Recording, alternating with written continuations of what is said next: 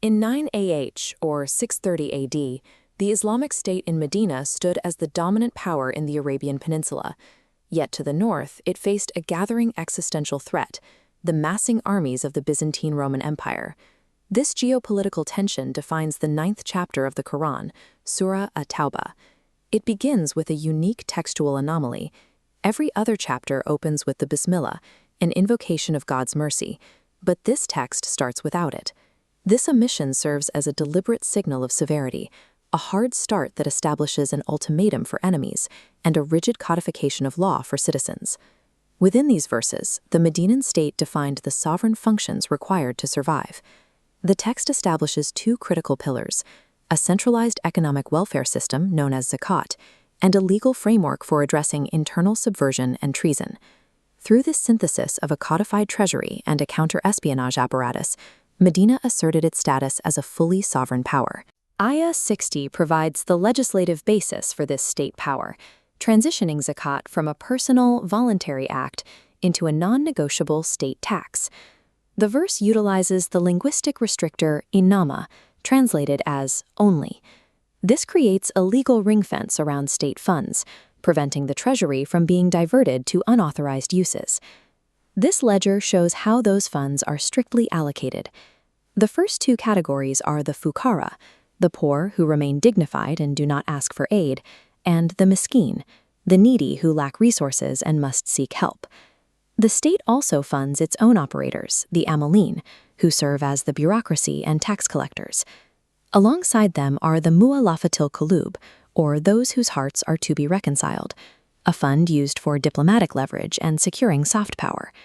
Social rescue is prioritized through rikab, the funding used to emancipate slaves, and garmin, dedicated to debtors and those who have personally guaranteed failed business ventures. Finally, the ledger covers state defense and infrastructure, fi sabilillah, providing military funding, and ibn al-sabil, supporting the stranded traveler. In the 7th century Arabian context, protecting travelers and securing trade routes was an essential requirement for a functioning national economy. By permanently codifying these 8 recipients in scripture, the state removed the distribution of wealth from the arbitrary whims of political rulers. While Ayah 60 defined the recipients, it sparked a major jurisprudential dispute over how a state should manage a finite pool of capital among these 8 categories. This chart shows the model proposed by Imam Shafi'i. He argued the text required the state to distribute funds with strict mathematical equality across all 8 groups, regardless of the immediate circumstances. The model proposed by Imam Abu Hanifa and Imam Malik was more dynamic. They argued the state must allocate capital based on current societal crises and geopolitical necessity, allowing the treasury to respond to the most urgent threats. This debate illustrates the central challenge of early statecraft, balancing the adherence to a sacred text with the volatile realities of governing a growing population. Economic security was only half of the challenge. Within its own walls, Medina faced internal vulnerabilities that threatened its very existence.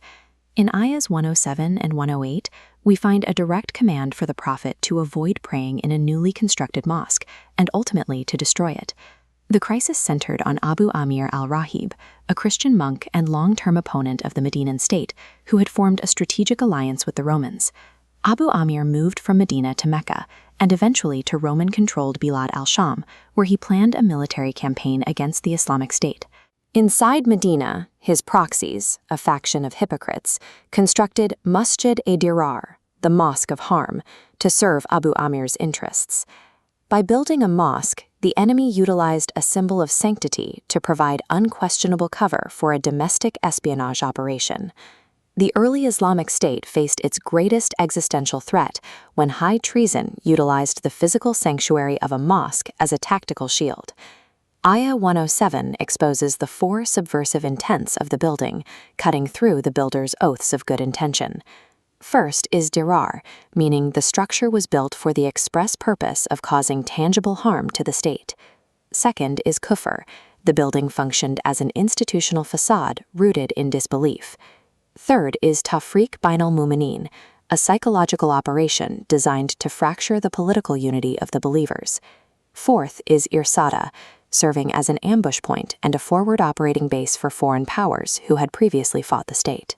Following this revelation, the Prophet ordered the complete destruction and burning of the treacherous building. This established a permanent precedent in early jurisprudence. The state maintains the authority to dismantle its own sacred symbols if they are weaponized for subversion. The text contrasts the dismantled Mosque of Dirar with the enduring legitimacy of Masjid al-Quba, the first mosque built by the Prophet upon his arrival in Medina. Masjid al-Quba stands as the standard for legitimate institutions. Ayah 108 defines this legitimacy as a structure founded upon Taqwa, or piety, from its very first day. The congregation at Quba reflected this standard through their commitment to meticulous physical and spiritual cleanliness, a practice that earned divine favor. These lessons from Surah At-Tawbah form a unified framework for statecraft, resting on two pillars: socio-economic justice through Zakat, and national sovereignty through rigorous security. Ultimately, an institution's legitimacy depends on its underlying intent and utility to the community, rather than its title alone. The uncompromising tone of Surah At-Tawbah established the legal framework necessary for the economic survival and absolute sovereignty of the early Medinan state.